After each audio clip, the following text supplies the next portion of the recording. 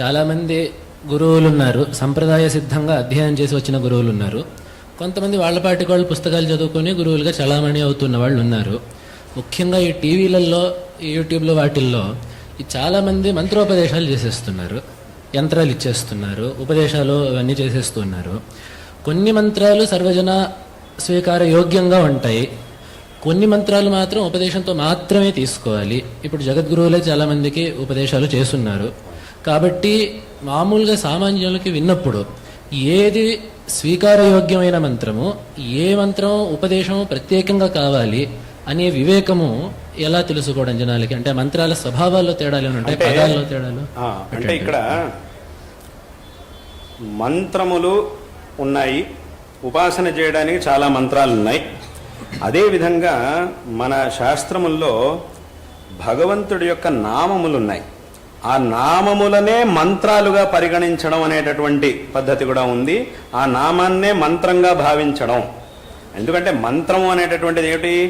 ఎవరైతే ఆ మంత్రాన్ని జపిస్తారో, ఉపాసన చేస్తారో వాళ్ళని కాపాడి వాళ్ళకి శ్రేయస్సుని కలిగించేటటువంటిదే మంత్రం.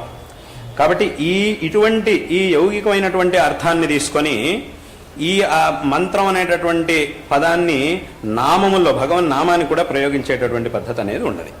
కాబట్టి ఈ రకంగా ఆ భగవన్ నామాన్ని, అందుకే నామమంత్రం అని కూడా అంటూ ఉంటాం. నామమంత్రం అంటే ఏమిటి? నామాన్నే మంత్రంగా ఉపదేశింపబడి ఆ మంత్రంగా దాన్ని అనుష్ఠించడం అని.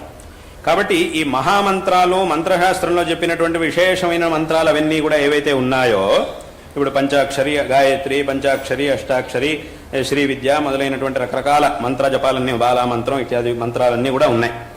వీటన్నిటినీ మాత్రం ప్రత్యక్షంగా గురు శుశ్రూష చేసి గురువు యొక్క అనుమతిని తీసుకొని గురుముఖత మాత్రమే తీసుకోవాలి. ఈ నామమంత్రములనేవి ఏవైతే ఉన్నాయో వాట్లని ఎలాగైనా సరే ఉపదేశం తీసుకోవచ్చు, ఎలాగైనా సరే పర్వాలేదు. ఇప్పుడు పంచాక్షరి అష్టాక్షరిలో నామము ఉంది, కానీ దాన్ని ఉపదేశం పొందే పద్ధతి ఉంది. ముఖ్యంగా ఆ రెండు బాగా ప్రసిద్ధంగా ఉన్నాయి కాబట్టి వాటి విషయంలో కొంత అక్కడ నామం అనేది ఉన్నా కూడా, అది నామంగా కనబడుతున్నా కూడా అది మంత్రమే. ఇప్పుడు ఉదాహరణకి చాలా మందికి తెలియదు, మనం చాలా చోట్ల వింటూ ఉంటాం. ఇప్పుడు నరసింహస్వామి మంత్రం ఉంది, నరసింహస్వామి అనుష్ఠుప్ మంత్రం ఉంది. ఇది వస్తుతః మహామంత్రం, కానీ అది ఎలా ఉంటుంది? అది అనుష్ఠుప్ మంత్రం కాబట్టి చూడడానికి ఒక అనుష్ఠుప్ శ్లోకంలో ఇది ఆపదామపహర్తారం దాతారం సర్వసంపదాం లోకాభిరామం శ్రీరామం భూయో భూయో నమామ్యహం లాగా ఈ నరసింహ మంత్రం అనేది కూడా ఉంది. కాబట్టి చాలా మంది ఏం చేస్తుంటారు అంటే ఈ నరసింహ మంత్రాన్ని ఒక శ్లోకంగా భావించేసి ఇది కూడా శ్లోకమే కదా, ఎలాగైతే మిగతా శ్లోకాలు చెప్పేస్తున్నామో ఈ శ్లోకాన్ని కూడా అలా చెప్పేసేయచ్చు అని చెప్పేస్తూ ఉంటారు. ఆ శ్లోకాన్ని అందరూ ఇది శ్లోకంగా భావించి చాలా మంది చెప్పేస్తూ ఉంటారు. ఎక్కడ పడితే అక్కడ రాసేస్తూ ఉంటారు సంచుల మీద. నేను ఎక్కడ ఒకసారి చూస్తే ఏదో ఒక ఆయన సంచి మీద ఆ మంత్రం రాసింది. నేనేమిటా ఈ సంచి ఎక్కడ దొరికిందా నీకు?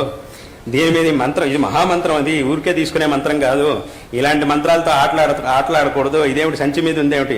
లేదు, నేను ఎక్కడికో గుడికి వెళ్ళానండి, నరసింహస్వామి గుడికి వెళ్తే అక్కడ ఏదో సేవ చేయిస్తే వాళ్ళు ఈ ప్రసాదం ఈ సంచిలో ఇచ్చారు, దాని మీద వేసి ఇచ్చారు అని చెప్పారు.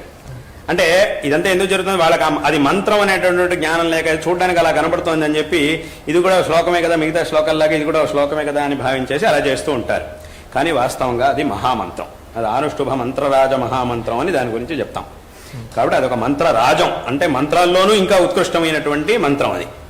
అటువంటి మంత్రాల్ని అవి నామములుగానో అథవా శ్లోకములుగానో కనబడుతున్నా కూడా మంత్రశాస్త్రముల్లో దీన్ని మహామంత్రంగా, మంత్రరాజంగా పరిగణించారు. కాబట్టి దాని ఉపదేశం తీసుకోవాలి అని అంటే మాత్రం ఖచ్చితంగా ప్రత్యక్షంగా గురు ఉపదేశం తీసుకోవాల్సిందే. ఈ పంచాక్షరి ఇవన్నీ కూడా మంత్రాలుగా కనిపిస్తాయి. ఎందుకంటే దాంట్లోనే ఈ ప్రణవము అని, హ్రీంకారం అని, ఈ ప్రణవ పంచాక్షరి, ప్రాసాద పంచాక్షరి, శక్తి పంచాక్షరి అని ఇలా రకరకాలుగా ఉన్నాయి పంచాక్షరి మంత్రాలు. కాబట్టి ఇవన్నీ తీసుకోవాలంటే మాత్రం అవి మహామంత్రాలే కాబట్టి గురుముఖతనే ఉపదేశం తీసుకోవాలి. నమశివాయ నుంచి నమశివాయ అనేది ఏదైతే ఉందో దాన్ని అందరూ కూడా ఎవరైనా చేయొచ్చు. ఆ ప్రణవం అనేది లేకుండా నమశివాయ, అందుకే వస్తుతః దీన్ని పంచాక్షరి అన్నదే అందుకోసం. పంచాక్షరి అంటే ఏమిటి? 5 అక్షరాల యొక్క సమూహం. 5 అక్షరాలు కలిగినటువంటి మంత్రాన్ని పంచాక్షరి మంత్రం అని అంటారు. అక్కడికి ఇదేమైంది? ఈ పంచాక్షరములు ఎప్పుడుంటాయి? నమశివాయ అన్నప్పుడే అందులో 5 అక్షరాలు ఉంటాయి. దాన్ని ఎవరైనా కూడా ఎక్కడి నుంచైనా ఉపదేశం తీసుకోవచ్చు, ఎవరైనా కూడా చేయొచ్చు. దానికి ఏ విధమైనటువంటి నేరుగా అట్లానే తీసుకోవాలనేటటువంటిది ఏమీ లేదు. నేరుగా తీసుకుంటే మంచిదే, నేరుగా తీసుకుంటే చాలా మంచిది, కానీ అలాగే తీసుకోవాలి అని ఆ నియమం అనేది లేదు. దాన్ని ఎవరైనా కూడా ఎలాగైనా కూడా చేయొచ్చు. ఎప్పుడైతే దానికి ప్రణవాన్ని కలుపుతామో అప్పుడు అది ప్రణవ పంచాక్షరి అని అనిపించుకుంటుంది. ఎప్పుడైతే ఇంకొక బీజాన్ని కలుపు దాని శక్తి పంచాక్షరి, ఎప్పుడైతే ప్రాసాద బీజాన్ని కలుపుతారో దాని ప్రాసాద పంచాక్షరి అని ఇలా రకరకాలుగా దానికి వస్తుంది. అవన్నీ కలిసినప్పుడు మాత్రం అది మహామంత్రం అనేటటువంటి ఆ మహామంత్రంగా వ్యపదేశింపబడుతుంది. వీటన్నిటిని కూడా ఇవన్నీ తెలుసుకోవాలంటే ఏది ఎలాగా అనేదాన్ని తెలుసుకోవాలంటే ఇది మన బుద్ధితో తెలుసుకునే విషయాలు కావు. వీటన్నిటి కూడా మనకి మంత్రశాస్త్రం అనేది మూలం.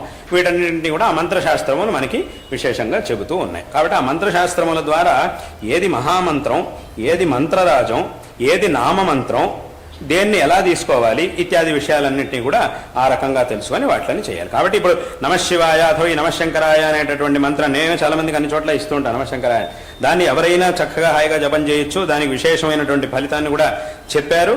తప్పకుండా హాయిగా దాన్ని జపం చేసినప్పుడు ఆ భగవద్ అనుగ్రహం తప్పకుండా మనకు కలుగుతుంది అనేటటువంటి విషయంలో ఏమాత్రం సందేహం లేదు.